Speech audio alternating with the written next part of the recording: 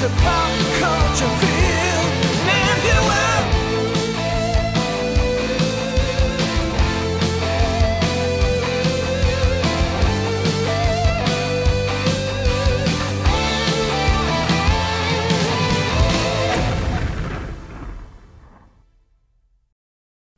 Cameron, how often do you sing to yourself, like out loud?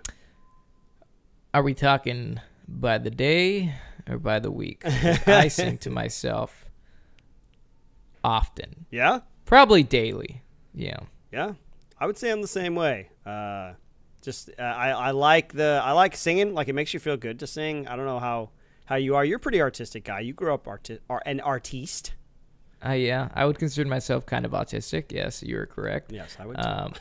But yeah, no, coming from a musical background growing up, I like to sing. Let me ask you, do you have a favorite location that you like to sing to yourself? Is it in the shower, just anywhere? Is it a feeling that just overwhelms you to where there is no control and it does not matter what location you are in? Yeah, no, for me it's more of I have to get it out because my baseline brain function is to have a song in my head. Like, if I'm not actively thinking about something or doing something else, there's a song floating through my brain. It's just automatic. 24 hours a day, 7 days a week, nonstop. Unless I'm actively engaged in some mental task, there's a song in my head, and usually that results in me singing it out loud. Is it a random song, or do you have like a go-to? It's usually a random song. It's usually something I heard recently, or it's a solid go-to, like anything from the Moulin Rouge soundtrack, all the medleys they do, you know? It's very specific. Yeah. I think for me, I'm a big car karaoke guy. Like, sometimes, because I love karaoke. Yes. I will go and I will karaoke my little heart out. And the best way for me to practice is in the car. Like, I'll even put on a karaoke track and I will read it while driving with my eyes closed. But I will karaoke in my car. Yeah, I'll be like, I like to sometimes make the versions my own. Yeah. So I'll do what I can to bring that individuality forward and not just be another cog in the machine by doing a quote unquote cover. That's not cool. I like to add a little bit of Cam flair to it, if you will. I like it. I do that too. Sometimes I'll change the lyrics, to fit whatever I might be thinking about. I like doing parody songs. I've written a couple parody songs before. Oh, man. Maybe we should do a PCFM parody song. Dude, maybe we should do PCFM karaoke episode, man. No, that would be great. Like a musical episode? That'd be awesome. Okay. That would be awesome. All right, well, that's cool. Folks, thank you for joining us today. We have a very special episode today. It's the first ever, the inaugural PCFM Awards show, folks. I wanted to call them the Mannies because it's the annual PCFM the Mannies, Yeah, you win a but Manny, then like when an you Oscar. shared that idea with me, all I could imagine is like an overweight Hispanic guy named Manny. He named Emmanuel, and that's Manny for short. Yeah, be like, congratulations to all the Manuel or all the Manny recipients, and it's just everybody has like a fat Hispanic guy sitting on their lap.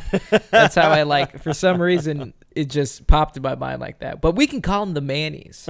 And, you guys let us know what do you think the kind of colloquial or funny name, like the Oscars, the Emmys, whatever. Because it's not the Oscars. It is the Oscars, but it's like technically it's like the Academy Award of Academy of Motion Picture Sciences and Arts or whatever. Yeah. Academy Award is two words, so I was thinking what if we did field promotions? Field promotions. PCFM Field Promotion Awards. Field Promotion Awards. I whatever it is. Yes. Yeah. Whatever it is, you guys, this is it. Whatever it is, this is it. You're here now. And we are going to present to you some amazing categories and our top picks. We talk about pop culture all the time, and now it is time to crown some winners. By the way, these decisions are final. They are definitive and authoritative. You cannot argue with them. I don't expect any angry emails from you guys disagreeing with our choices. And we can't change our minds in the future. So those are the rules that I just made up. Yeah, and every single movie that we will talk about and gracefully award them the highest honor, which, we'll just call it the Mannies for now. We give them a Manny, they will be receiving their very own Manny in the mail, and we have all the directors and actors' addresses, and that is all private information. So unfortunately, we won't be able to share that with you, but they will get their own solid gold Manny. That's right. Yeah. What does the Manny look like, Cameron? Do we know? Manny, I imagine it like it has a circular platform. And it's a manual book, but it's made of gold. And it is sitting it's sitting on one of the corners, kind of like offset, but it's up, right? Yep. And it says it says Pop Culture Field Manual Award. You're awesome. And a little chef's kiss. Chef's kiss. Actually, maybe it's just the golden grenade. Yeah, maybe. Oh, there you go. It's a golden grenade. It's a golden grenade. All right. We got it figured out, folks. Well, folks, we have a lot of great categories here. We'd love for you to play along with us as we go through them.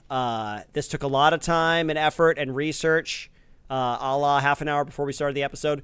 And we are excited. I'm excited to share the winners with you. Cameron and I have decided to decide on one winner. So instead of him having a winner, then I have a winner. We have 4 nominations for each category, and then we decide who the winner is, and we'll tell you our reasons for that as well. Exactly. So without further ado, welcome to the first annual PCFM Awards, starting out with an amazing category, and unfortunately Izzy and I's suits are in dry cleaning, so you'll just have to tune in here in our t-shirts. But without further ado, let's get into this. Okay, starting with this category, we have Best Fight Scenes. Oh man, a lot of effort and a lot of thinking went into these. But Izzy, if you want to do the honors and read the nominations. Yes, the best fight scene, and this was hand-to-hand fight scene usually, or with melee weapons, so it's not like a gunfight or anything like that. Well, you'll see with the nominations, but the nominees are close and personal. That's right, up close and personal. The nominees are the hallway fight scene from Raid Redemption, so kind of the first major fight scene that they have in the movie, even though there's a bunch of really good fight scenes in that movie. Qui-Gon Jinn and Obi-Wan Kenobi versus Darth Maul, Star Wars: The Phantom Menace. The antique knife fight from John Wick 3, Parabellum. And then Bob Odenkirk versus everybody else, the bus fight scene from Nobody. Oh, man. Such great nominations. And unfortunately, we had to narrow it down to one. And if you mind, Izzy, if you don't mind, I hope you don't mind. I don't mind at all. I would love to read the winner. And out of these amazing fight scenes, up close and personal, drum roll, please. That's great. I know. See, I know why your wife chose you now. We have John Wick, the antique shop knife fight from John Wick 3, Parabellum. Congratulations, Keanu. Yes. Way to bring it on home. Yes, it has so many different levels to it, right? It really travels. It tells a good story. You kind of got to tell a story, beginning, middle, and end to your fights. Great, lots of different styles in it, right? You got the joint locks and throws, the fisticuffs, and then they start kind of getting into the actual knives that they're surrounded by, which makes for some great fighting. They utilize the environment, and it's not like an immediate thing. There's an evolution to it. Like, they're fighting. There's a great fight sequence, and then they realize, and this is what wins it for me, is that they're in a shop that just has a bunch of knives in cases. So they start breaking cases opening and throwing knives at each other and fighting with everything.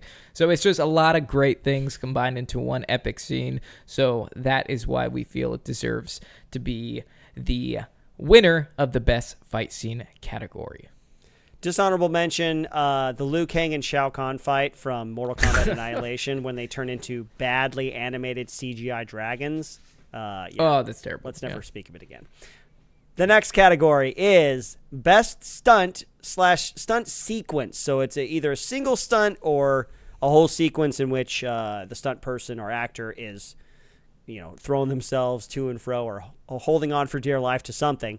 And the nominees, Cameron, what are the nominees for this sequence or for this award? The nominees for Best Stunt/Stunt Sequence are as follows. We have Jackie Chan from Police Story, his coveted light pole jump. Yep. We have Tom Cruise from the newest Mission Impossible movie, Dead Reckoning Part 1, the bike jump off a cliff into a skydive. Whew, that was hardcore. Iconic. We have Zoe Bell from the death-proof car chase, where she's on the hood, buckled down. And finally, we have the plane tow sequence from The Dark Knight Rises. All practical effects, amazing. Yeah. So we have 4 awesome stunts, but there can be only one winner. And Izzy, why don't you go ahead and announce that? I'll try to do a drum roll for you. All right.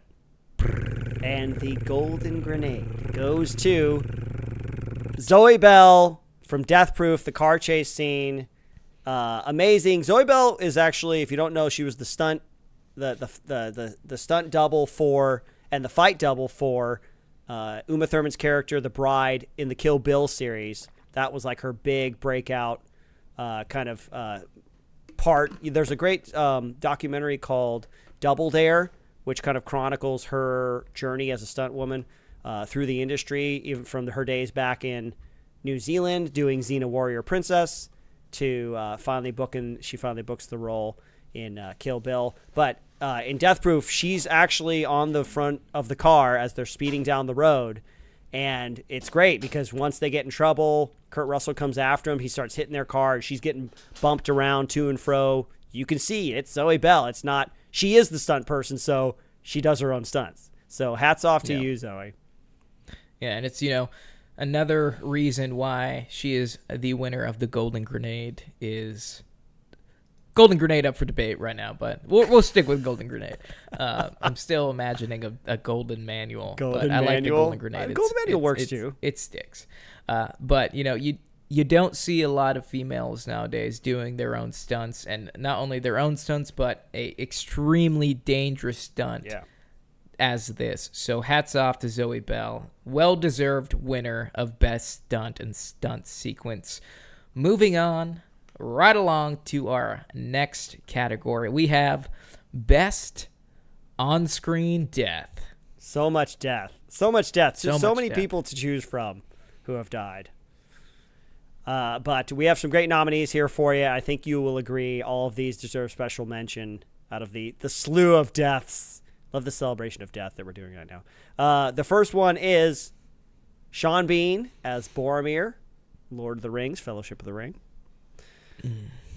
Terminator 2, Arnold Schwarzenegger being lowered into the molten steel, the end of Terminator 2. The thumbs up.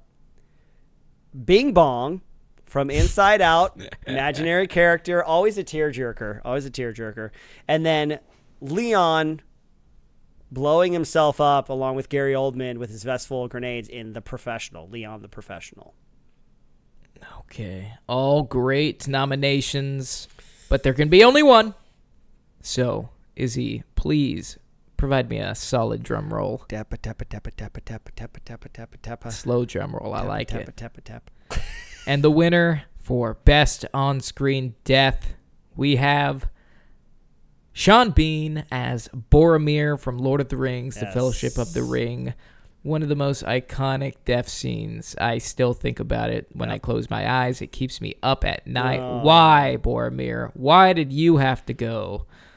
Sean Bean has died in so many movies. I think he dies in most of the movies that the roles that he's in. His character dies. I don't know why you think that's in his contract? He's like, he won't take a role unless the character dies.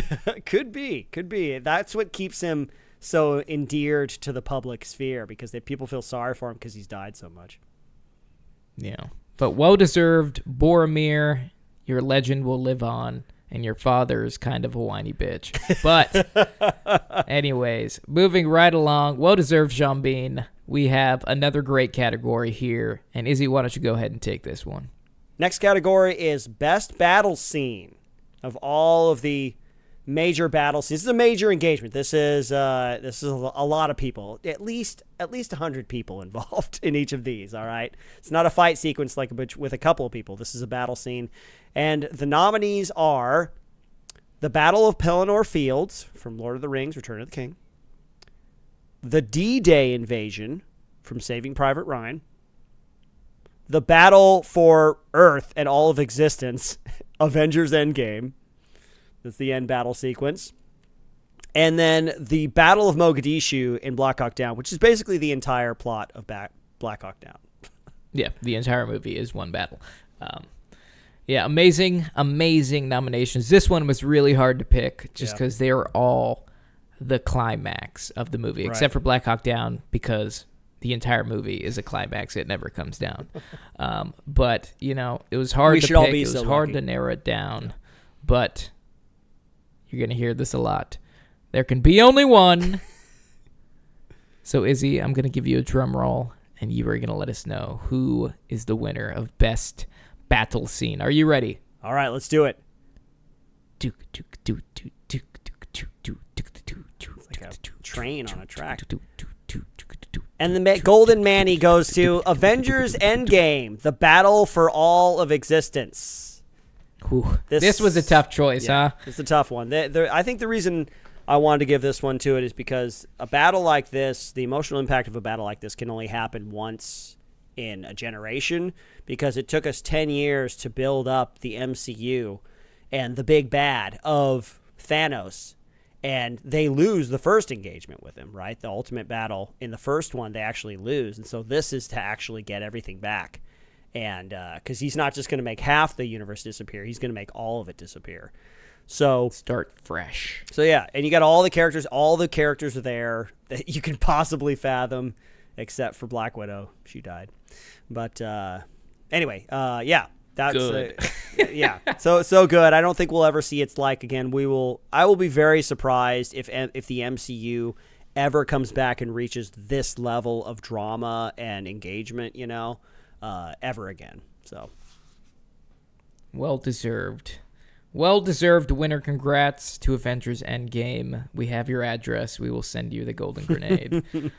But moving right along, as we have many categories to pick from, next category we have is going to be Best Vehicle. Now, we will say that in this award ceremony, we've talked about a lot of movies, but in the Pop Culture Field Manual, we also love TV shows and video games. Yes. So, starting out, Izzy, why don't you read the nominees for these vehicles?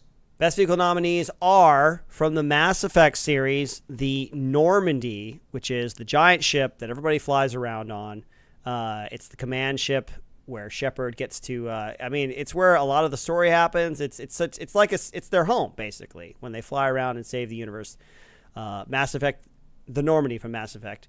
We have, from the Halo series, the Warthog, the iconic assault troop transport, getting all those Marines piled up, all of which are about to die with you as the Master Chief.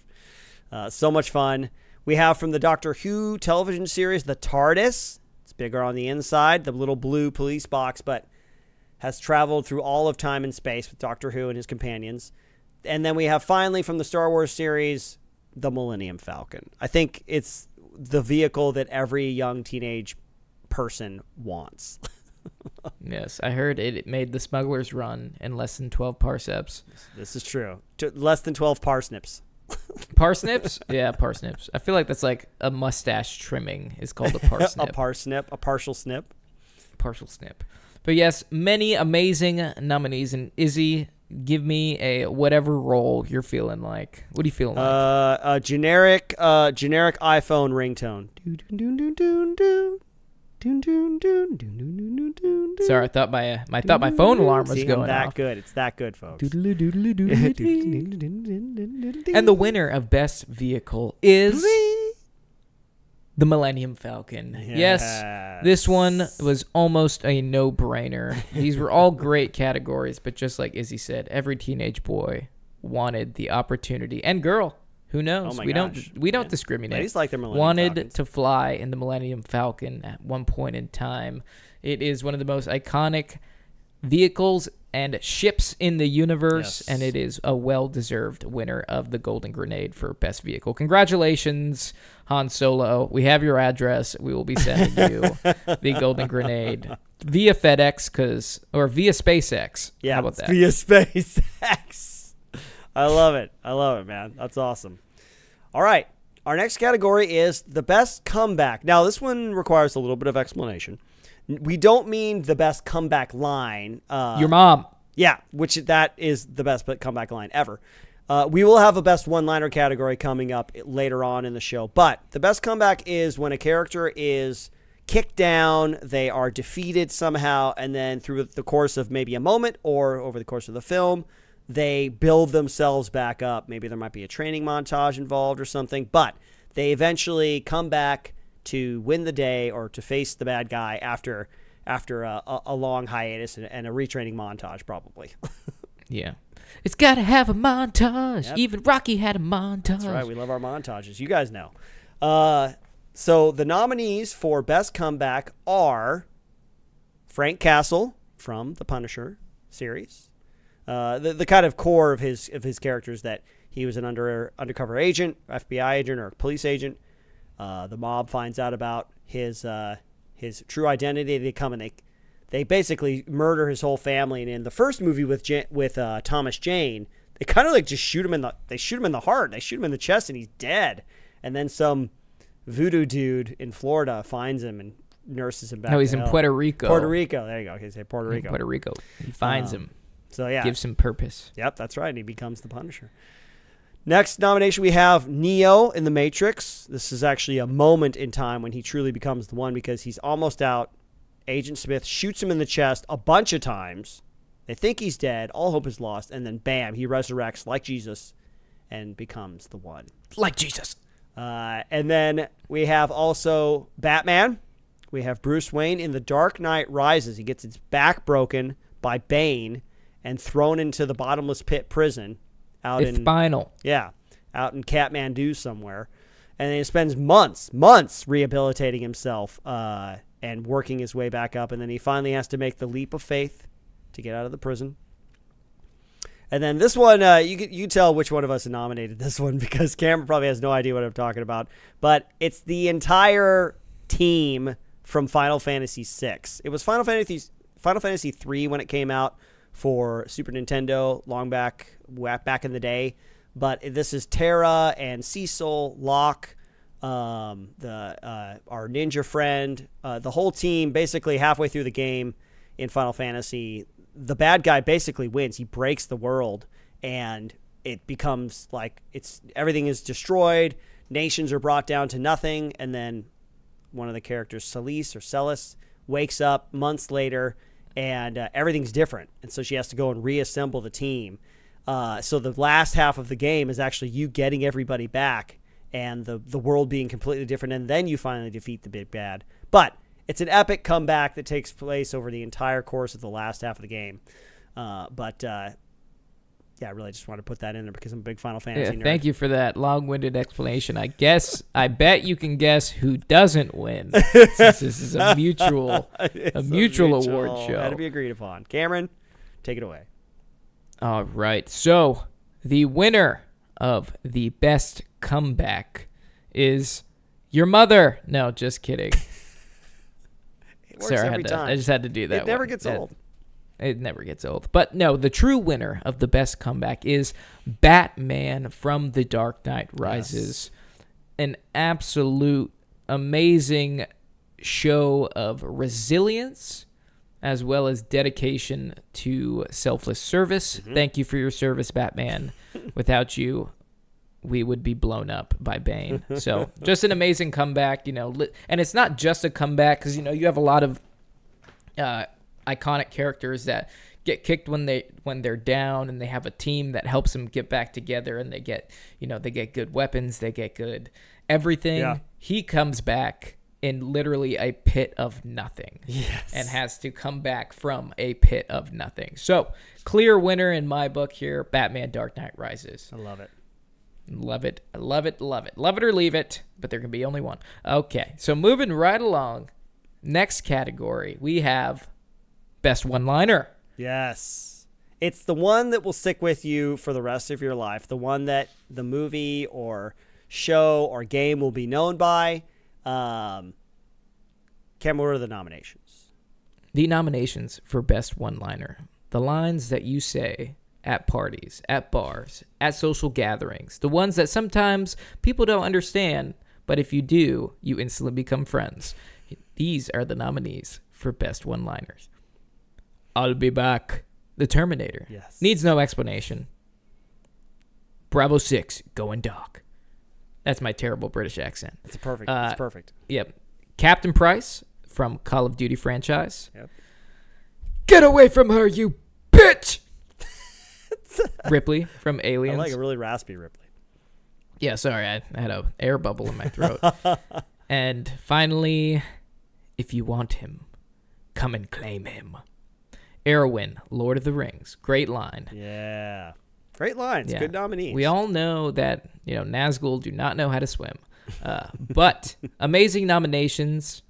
But as they say, there can be only one. Okay. So, Izzy, why don't you go ahead and announce the winner of the Best One-Liner? Ladies and gentlemen, the award for Best One-Liner goes to... I'll be back. Quite possibly one of the most iconic one-liners in cinema history. Yeah. A one-liner that other pieces of pop culture reference, and you all understand where it comes from. That's right. More than that whole Rosebud line that nobody even remembers where it came from. Rosebud? Yeah. It's a sled. It represents It's a his childhood. sled. You don't even need to see the movie. You haven't even seen the movie. I took a film class. That's right. That if you know that line, it means you went to film school in college or high school. All right, folks. That was Next, the best class. the next category is the best betrayal. This is somebody we thought was on our side. Turns out they weren't. They turned on us, and a lot of death ensued. And the nominees. Absolutely. Oh, sorry. You want to take it? No. Go for it. Who took the last one? Okay, I will take the nominees. You take the winner. Okay.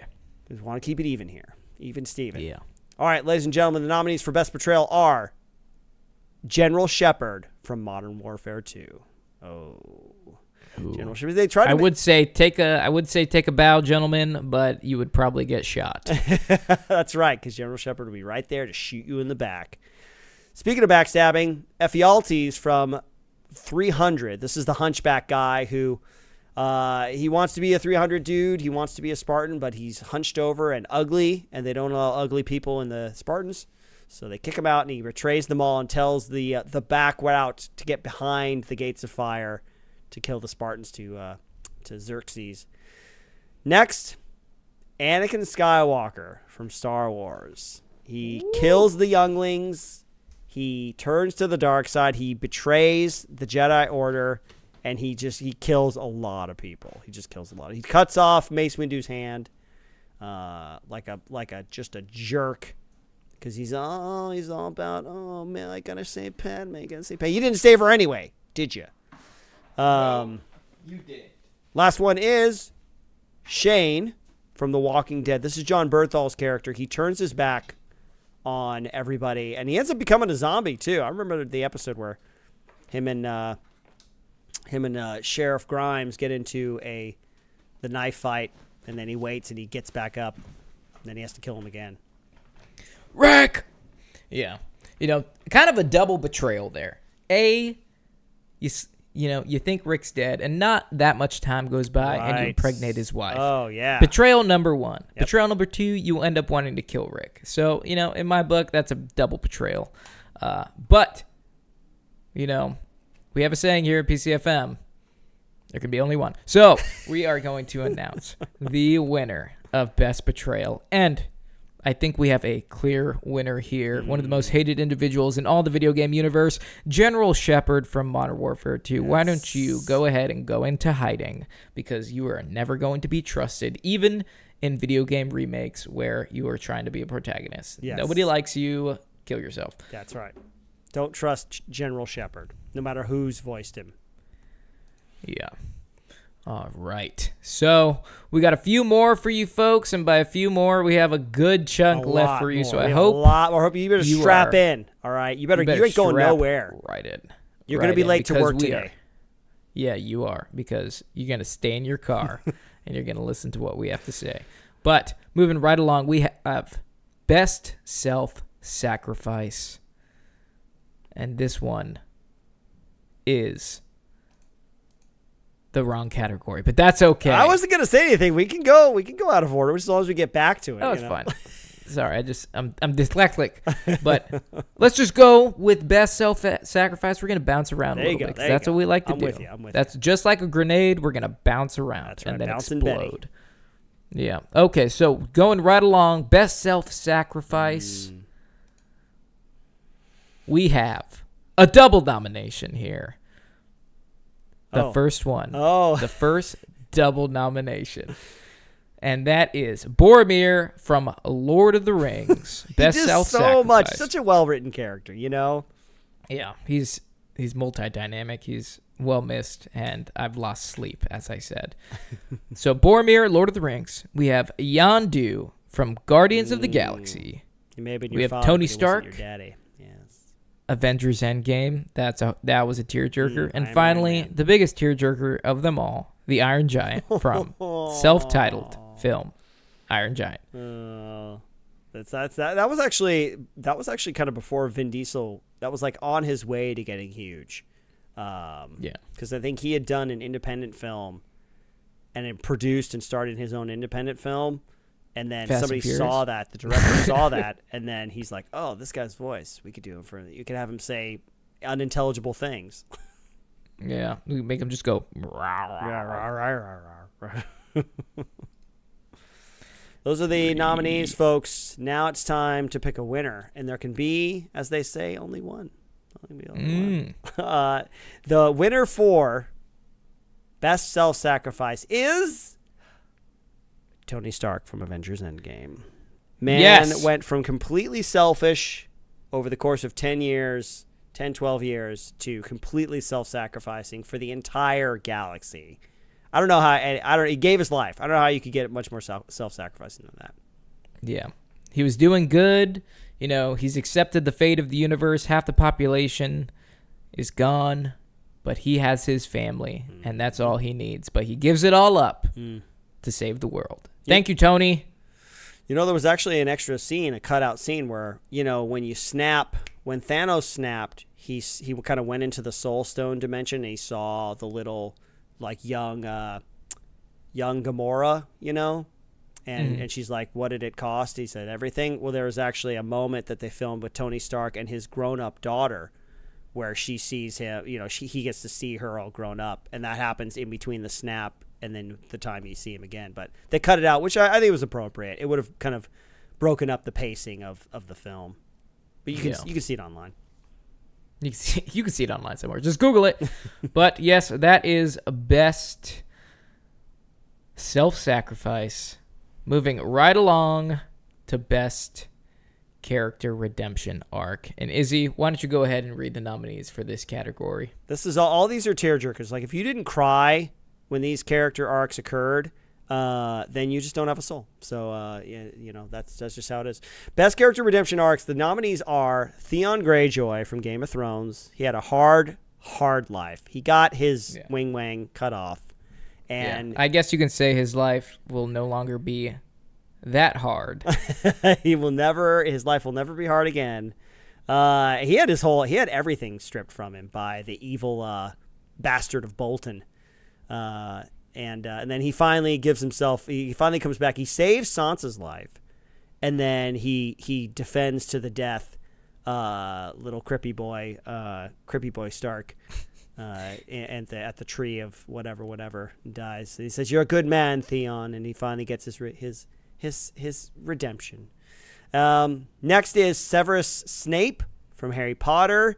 You find out that he was a good guy the entire time. He was in love with Harry's mom, and he gives up his life. I can't say that I ever saw Part 2, the Deathly Hallows Part 2. So I heard he was a good guy, but No. You think he's a baddie because he kills He kills Dumbledore. That's right. But he has to do so, and Dumbledore knows it's coming too. Yep. So he knows it needed to be done, and he didn't want to do it, but he had to because he was deep undercover. That's right. That's a Death Eater. But he gets his redemption arc in the end. He tells Harry the truth. Next is Nux from Mad Max Fury Road. This is Nicholas Holt's character. He starts off as a war boy, a diseased war boy he's got the cancer on his neck.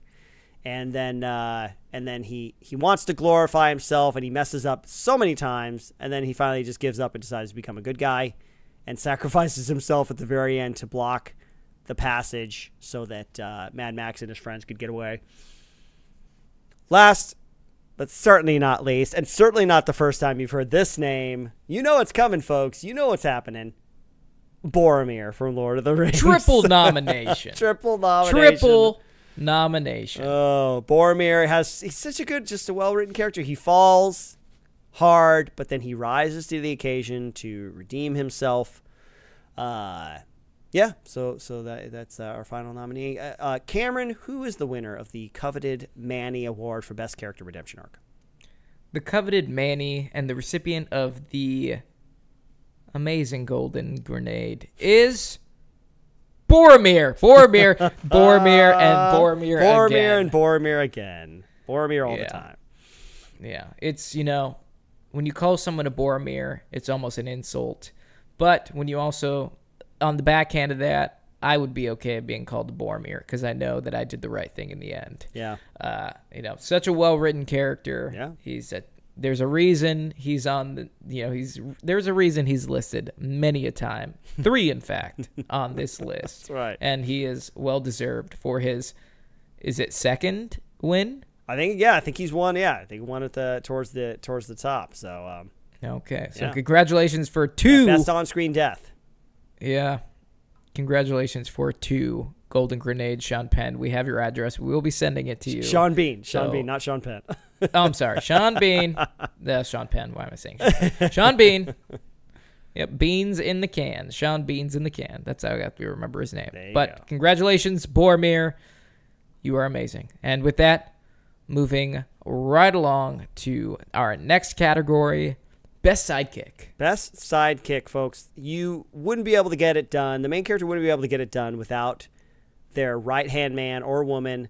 Actually, just right-hand man in this category. I'm sorry, ladies. We totally... One of these, we don't know if it's a man. It could be like its own thing. He's a dude. They're all dudes. Is he a dude? Yeah, okay. Let's tell them who the nominees are. Okay. You be the judge. Yeah, you be the judge. Anybody, you can be anything starting you want out these days. Yeah, it's 2023. Who am I to judge? My pronouns are that dude. Anyways, moving right along. Best sidekick. Samwise Gamgee. That's right. Samwise Gamgee from Lord of the Rings. One of the most iconic sidekicks. Debatable sidekicks. Is he the sidekick in the end? You be the judge. Right. The answer is no. He is the whole pie. But Samwise Gamgee nominated for Best Sidekick. Moving on, we have Walter Sobchak from The Big Lebowski, the loudmouth veteran in the flesh. Yep. If the dude goes or the dude needs help, Walter will be there, and he will probably mess it up because he has a lot of problems. You're out of your element, Donnie. Yeah. Market 0. Moving on, we have Nick, codename, call sign, Goose Bradshaw from Top Gun. Amazing wingman, quote unquote. No pun intended. But also a tragic death in the series, and he is well missed, and he's on this list. So Nick Goose Bradshaw. And finally, you be the judge. Is it a guy? Is it a girl? Or is it a furry beast of the universe? Chewbacca, Han Solo's right-hand furry beast of the universe. We don't know. I like furry beast of the universe, actually, to be quite honest. Yeah. Chewbacca from Star Wars. So, Izzy, if you do us the honors, who wins Best Sidekick? Ladies and gentlemen, the best sidekick that has ever existed in the world, in all of pop culture ever. We can't change our minds after this. It's definitive. Samwise Gamgee. Yes. Don't you leave him, Samwise Gamgee. And I don't mean to, Frodo. He carries him. I can't carry you. I can't carry it, but I can carry you, Mr. Frodo. Such one of the best characters ever written. Yeah. And played by, I think, the perfect casting ever. He did such a good job. He did. Yeah. So that he will be more remembered for that role than he will be for Rudy, I think. yeah. Yeah. No, absolutely. Sean Astin. Yeah. Sean Astin, Yep. yeah, he is Samwise Gamgee until he dies. At his funeral, it's going to be a picture of him smoking that pipe Yep. or carrying Frodo. That's what I would request if I was Sean Astin. Yes. But easy winner there. Some of these are clean sweeps, and some of them are extremely emotional. This is a perfect example of what we call a clean sweep. Samwise Gamgee. And Easy moving choice. right along. Next category is Best Action Hero Female. We're coming down to the wire, folks. We only have four more categories, including this one. So this is Best Action Hero Female. This is the actual character, not necessarily the actor who played them, but Best Action Hero Female and character. Cameron, why don't you tell us the nominees? Carrot. Why don't you go ahead and nominees. keep carroting around? Yep. Yeah, of course I will. Apple.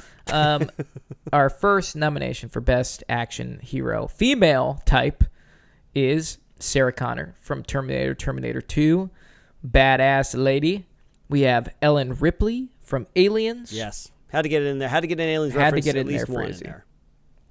You have Alice from Resident Evil, Yeah. killing zombies. Having and psychic making way powers too many for part movies. of it. Yeah. And finally, we have Celine from the Underworld franchise, the vampire mistress herself, killing lichens and just wearing a lot of leather. So, Izzy, do me a favor and narrow this down to make there only be one. Gladly, Cameron, if only to hear you say it one more time. All right, folks, the winner of the Golden Manny or the I'm Golden gonna play Grenade. a recorder. Oh, okay. Oh, interesting. Oh, wow. Okay. The winner is Sarah Connor from the Terminator series, folks. She comes so far. Even in the first one, she has such a great arc where she is this kind of mousy, kind of indecisive and very frightened young lady, and then she gets Reese up on his Yoked. feet and terminates the Terminator, and then she gets freaking yoked for the second one. Yeah, she gets so yoked in the second one. Then she becomes old and bitter in Terminator Dark Fate, which we won't talk about anymore. But Sarah Connor, greatest action hero female. Absolutely. Easy. I think that was an easy pick. But you know what's not going to be an easy pick? Best action hero male. There are so many of these, and we have to pick one. Only one. And I'm telling you that right now, Izzy, because we did not pick one. Oh God, it's empty. What did we? Oh, jeez, empty. Wait, okay, What let's play a little game, Cameron. We'll agree on it in the end, but why don't we go through the nominees and then we'll do a countdown, 3, 2, 1, and then we'll say who we pick at the same time. We'll see if we agree, and then we can reconcile later on. Okay. All right. Sounds good. That works for me. A little on the fly for you guys. Switch it up. You're finding out in real time who the greatest action hero is. Exactly. So for Best Action Hero nominees, male, we have John Wick from the John Wick franchise, Baba Yaga in the flesh. That's right. We have Ethan Hunt, the amazing spy from the IMF, the worst name ever, the Impossible Mission Force, Mission Impossible, Ethan Hunt. Tom Cruise. We have Batman from any Batman thing ever. I just think all Batman all the time. All Batmans, even in the other universes, Batman Samurai, Hentai Batman, you name it, he's there. And finally, we have John Rambo from, what's the name of that movie again? Rambo. Yeah, I know. Rambo. Yeah, that's what that one. So John Rambo, Batman, Ethan Hunt, and John Wick. Do you want to debate it, or do you just want to go on? Let's do the surprise. We'll debate it a little bit, and then we'll land on one. Okay. Okay. On 3, 2, 1. Then say it. Say your winner. All right. 3, 2, 1. John Wick. Ethan Hunt. Oh. Okay. Why Ethan Hunt? I think Ethan Hunt is multi-dimensional. He's got combat experience. Okay. He's got firearms experience. But, I haven't seen John. Like, John is a machine, right? Like, he can get in and out of any scenario. But I just saw a little bit more dynamic, a little bit more multidimensional character that is Ethan Hunt. Yeah. And he has speaking roles and Right. morality. Like, you can't really tell what John's thinking other than, like, crush everything. Yeah, he didn't have a lot of lines. I chose John Wick because he exploded onto the scene with the first John Wick, and he's just, like you say, he is a machine. He's nonstop, and he has a pretty strong moral center. I mean, kind of pretty much everyone's on your side once they kill your dog. And we're on his side for 4 films. You just feel so bad for him because he just lost everything, and he just has to keep chopping and hitting and shooting and kicking and punching his way through an endless number of baddies in ever increasingly elaborate set pieces. So that's what made him. That's what brought him to mind. But you know what, Cameron, I'm gonna go with you on this one. Ethan Hunt, all around action hero, puts himself on the line. Even both of these guys are flawed, like they are not Superman, but Ethan Hunt's injuries and his fallibility is a little bit more believable than John Wick's, because by the 4th one, you're just thinking like this guy is dead like 15 times over by this point. You know what I mean? Yeah. You know what? This is funny because I was about to give in and be like, you know what, Izzy, I'm with you on this one, and I picked John Wick because now that I'm thinking about it, we're thinking about action hero, which is a individual. Ethan Hunt would never be able to get as far as he would without his team, and John Wick has little to zero support. I mean, he's got the support of like the underground homeless network and everything, but they only give him a pistol with how many rounds? It's like how many rounds is your life worth? Yeah. And that's about, and then he has the hotel guy, but throughout the entire film, he doesn't get much support, and he's a one-man team essentially. So I think we'll leave this one up to you, the listener. Good idea. Which one do you think it is? John Wick, Ethan Hunt, Batman, or John Rambo? You guys let us know. Okay. Well, perfect. Moving on, we have 2 left here. This is it. Last 2 folks.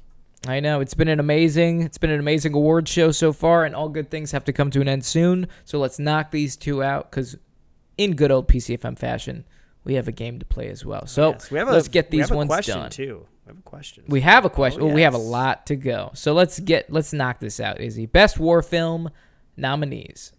Best war film nominees are Saving Private Ryan, Hacksaw Ridge, Black Hawk Down, and All Quiet on the Western Front, the newer Netflix version, the most recent one that came out. Yeah, this was a hard one to pick. Good, because we are big fans and have went into great detail about most of these. Yep. But this may be the first time you've heard this, folks. Oh yeah, there can be only one. Oh, how innovative of you! I know. So, Izzy, why don't you go ahead and let us know who wins the Golden Grenade for the best war film. Folks, the winner of the Golden Grenade, which will forever be the greatest war film of all time, we're not changing our minds. It's science. Saving Private Ryan. Absolutely. Yep. And it's not just because it's based off a squad of Rangers, but it has everything in this film, and it is just well-made, well-rounded. It has everything, including a soul. Saving Private Ryan is a clear winner here. And now we come to it, the best action movie. We had to split the war film and the action film apart, because a lot of action films could be war films. Some war films are action films, vice versa. But best action movie, folks. The 4 that rose to the top, the cream of the crop. Never Eat a Pig Because a Pig is a Cop, or Predator Terminator. Like Arnold Schwarzenegger trying to play me out as if they were Sega. Nominees are John Wick 3, Parabellum. The Matrix. First one. Raid Redemption. And Die Hard. 4 powerful, commanding nominees. Exactly. 3 action movies and a Christmas movie.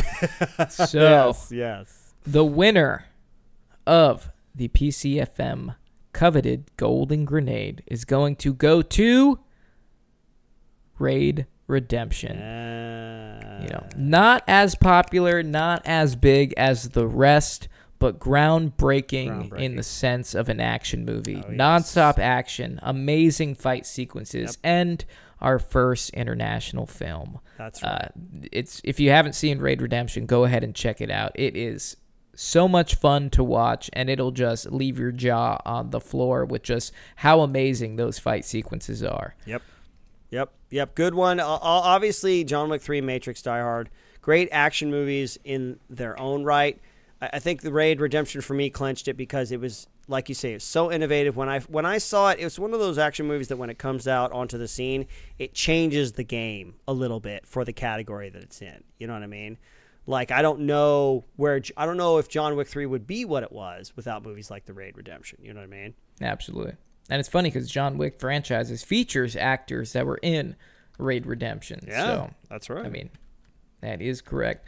Well, folks, that is all the categories we have for the PCFM Manny Awards. A lot of golden grenades getting handed out. Let us know what you thought of our picks. If you disagree, we don't care. We are in charge. Just kidding. Let us know what you would put, what would you nominate for the categories you're interested in. Send us an email to pcfmpodcast or hit us on Instagram at pcfmpodcast. If you're part of our Patreon, you can also message us there or on Discord. We love our patrons. And we also, before we get into our game, have a fan question that comes to us from Dylan via email. So thank you, Dylan, for your email. And it states, question for you guys. When did you first feel like you were actually a man? Most people say, yeah, it's a very deep question. Most people say the first time they used a chainsaw or a shotgun. You can get deep or not, just curious. So, Izzy, when did you feel like a man? Oh, my gosh. That is a really deep and philosophical question. Feel like a man. See, there's aging into what was technically manhood, like 18, I guess, you're technically an adult. And then feeling like a man, I would say it happened right around the time when I joined the Army. Sometime in the Army, I started getting a sense of who I was, started getting a sense of my own responsibilities, of what it actually meant to be a man, and defining that for myself. So it was during my time in the military. I'm not saying that's a guarantee thing, like you join the military and you become a man, but there's a lot of opportunities to take responsibility, to think about self-sacrifice and protection and these kind of things that are traditionally and I think also spiritually what it means to be a man. So my time in the military. What about you, Cam?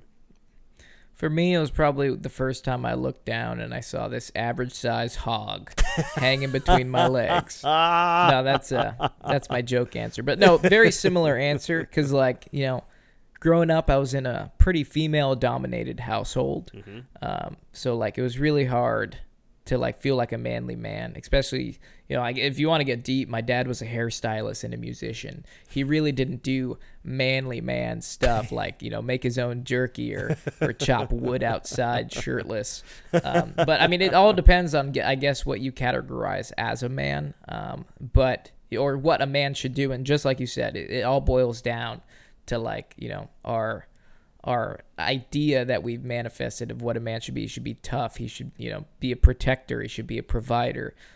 So I guess for me, when I, got into the Army and I started, being surrounded by people I looked up to and that I considered not only, peers, mm-hmm. but alpha type males, being surrounded in that environment, especially in the Ranger Regiment. That's when I was like, ooh, I am a manly man, baby. Look at my chest hair. So that's probably when I felt like a man most in my life. But I'm sure there's some memories, growing up where I'm like, yeah, this is cool. First boner, hell yeah, I'm a man. A lot of good benchmarks too, with which to measure yourself, so to speak. Awesome. Well, thanks, Dylan, for your question. We hope we didn't get too deep, or if we didn't, get too go deep enough, scratch the surface. Yeah, right. Yeah, but with that, folks, we're gonna end this podcast with a fun game, just like we do on the Pop Culture Field Manual podcast. And I am the game master, so Izzy, that means you are in for it, buddy. I'm excited. I'm excited to be to play a little game. I like to play a game. Okay, well, since this is the PCFM Manny's Award Show, this game is all about awards. I'm going to say the name of a movie, video game, or TV show, and you tell me if it won Best Picture, Video Game of the Year, or Outstanding Dramatic Series Emmy. I like We'll call the game Nice Award, asshole. Thanks, Chris. I love it. Thanks, Chris. That's exciting. I used to watch all of the award shows. I used to pay attention to this kind of stuff. I've kind of dropped off with all that kind of stuff more recently, but we'll see if I can remember any of them. Okay. Well, I will tell you that some of these aren't like super recent, so hopefully your memory will be an asset to you. So quick warm up. So remember, you tell me if it won Best Emmy, if it won Video Game of the Year, or Best Picture. So you ready, buddy? Yeah, let's do it, man. Okay. Starting out, we have the TV show Game of Thrones. Whew. Man, it won. I think it did. I think it won an Emmy. I mean, it won a ton of Emmys for different things, but I don't know if it won like Show of the Year. But I'm going to say yes. It did win an Emmy. Okay, perfect. So you get the idea. Great. It did indeed win the Emmy. So are you ready to get into the nitty-gritty, my friend? Let's rock and roll. Okay, so moving on. Braveheart. Yes, that won Best Picture for sure. Okay, you're killing it, buddy. Yes, it did win Best Picture in its year. Nice. So moving right along. Red Dead Redemption 2. Ooh. Oh, wait a second. No, I don't think it did. I think it was one of those ones where it was like, it should have, but I think something else won. Chris. I'm going to say no. Well, I'm going to say you are correct. It did not win. Because that was a heavy year. I think God of War won that year. Oh, really? Yeah, I think so. Okay, that's interesting because the next one is God of War. Oh my gosh. Then yes, I'm going to say yes. I will say yes. Nice, man. Way to stick with your gut. Yes, it won Game of the Year. Okay, good. All right. I got there good you instincts. go. You're killing it. You're killing it. 4 for 4 so far, and you got about 5 left. So let's do this. Band of Brothers, the TV show. Oh my gosh, that's such a good TV show. I'd find it hard to believe if it didn't win Best Show, Best Miniseries or whatever. I'm going to say yes, won an Emmy. Ooh, first strike there, buddy. It did not win. It was an amazing show, though. I'm surprised it didn't win anything. Yeah, that's surprising. Yeah, but it did not win. But moving on to a movie that is very similar that we love, and it is actually the recipient of a Golden Grenade. So Saving Private Ryan. Ooh, yeah, that had to have won, man. I don't see. I'm going to say yes because I feel like, I don't know, either it's a surprise like Band of Brothers, but I'm going to say it did win Best Picture. And it is a surprise because they did not win. Oh my gosh. Yeah, shocking. I'm surprised. Does at it that say one. who? Did Chris say who won that year or not? No, he did not Oh, put man. it down. But, Wow. in as a cool secondary, they did win a Golden Grenade. So that's right. That's what really counts. Exactly. Well, moving right along, 3 left. You're doing good, except for those last 2. But Breaking Bad. Breaking Bad. Man, that's one of the greatest shows of all time. At some point, it had to have won an Emmy, right? I'm going to say yes. Okay, well, way to redeem yourself here. Okay. Breaking Bad did indeed win the Emmy. So, doing good. Let's see if you can finish this off strong. Zelda, Breath of the Wind. Breath of the Wild. Oh, sorry. Miss Ray. Breath of the Wild. That just shows how much I pay attention to Zelda games. I'm gonna say yes because I don't think that Chris studies. I don't think he keeps up with video games, so he probably just did like a quick Google search of like winner best video game such and such a year. Oh, you're gonna hear about this, buddy. I'm gonna say I do my research, I'm gonna say yes, and I'm gonna say you are correct. Okay. Breath of the Wild won Game of the Year. Such a good game. And let's see if you can end this super strong. No Country for Old Men. Oh my gosh. Man, did that win Best Picture? Ugh, jeez. 50-50. 50-50. 50-50. I'm going to say it did win. It did win Best Picture. Way to go with your gut there, buddy. It did indeed win Best Picture. All right. Way to finish off strong. I think you only missed 2, which is your, as you say, batting 800. All right. And congratulations. Nice, man. That was Here's fun. a golden grenade for yourself. Yay. Best game player. Yeah, best game player. Definitely better than me. We'll have to get Johnny G to write those down. Yeah, we'll have to get Johnny G to do this, to do the stats to see who's won more games. Exactly. Well, folks, we hope you enjoyed this very special episode of the PCFM podcast. Many golden grenades were handed out to many well-deserving pieces of pop culture. As we said in the episode, send us an email with your nominations and who you think would have won if you disagreed. We'd love to interact with you guys. Izzy, you got anything? Hey, let us know what categories we missed, and when we do this again sometime next year, probably, maybe we'll add to the categories because we're about in an hour or so. Yeah, we are. And with that, folks, we are excited to have you again on the next episode. And as always, Cue music.